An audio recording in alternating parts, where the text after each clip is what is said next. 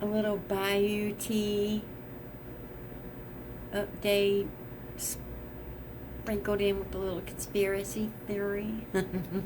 Now, I did think this before. I have thought this, and I have wondered about it. But I want to get your guys' opinions and also ask you a question about if you're from Louisiana and you know the courts and the laws and everything there, what's changed in 33 years, 34 years, and what stayed the same. But here's my update. The only reason that I thought this was because I thought she looked like this person. Think about it. When Hurricane Katrina happened and they left from Louisiana and went to Missouri, well, their doctor did too, Dr. Beckerman. Now, the only reason I never said anything is because in my mind I'm like, that's a really big conspiracy theory. But I've recently heard other creators speak on it again, bring it up, and I'm like, oh, yes, I don't feel crazy now. When they left, Louisiana, they had to have a doctor sign off to get them medevaced out of there. He was the doctor who had them medevaced out,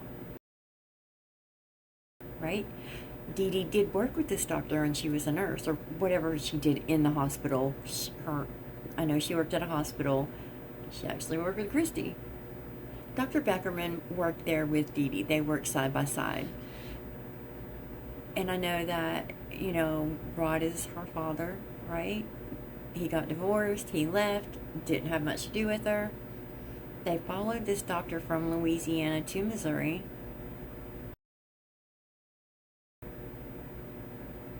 I wonder.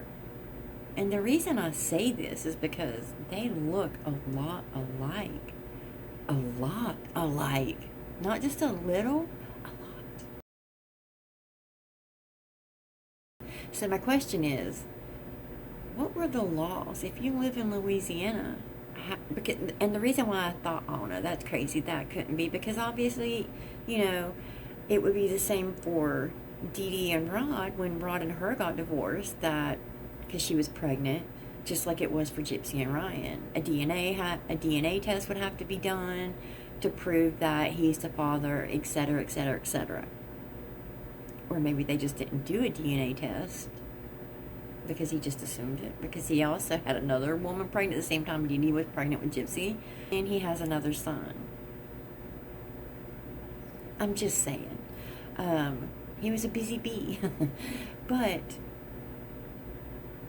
if you live in Louisiana, have the courts changed in the past 33, 35 years? Like, when did it start? You have to have a DNA, because a lot of things have changed with DNA and stuff like that in the past 20 years. So I'm thinking maybe they didn't require that then. Do any of you know if that was required? Because tell me that they do not look alike, because they do. This is all for, educational purposes only, entertainment purposes only. It's alleged. We'll say conspiracy theory. I don't mind saying that. And you're going to ask me, why am I on this kick? Well, when you have kids in her comments saying, my mom's mean to me, I wish I could do to my mom what you did to yours, there's a problem. Now she has a family blog channel that she's making money off of, because she can't do that here no more. But not only that, they were just videoed on OMETV, which you cannot get any financial gain from. And it is a child platform, pretty much, young teens, talking to teenagers. Why are you on there, Gypsy and Ken? And it's Ken's account that was made in Texas, so this isn't a new account, Ken. Why are you talking to teens? Let's not forget, at 23, she sent new photos to her father, Rod, if he's the father, at 23. Blamed it on her neighbor.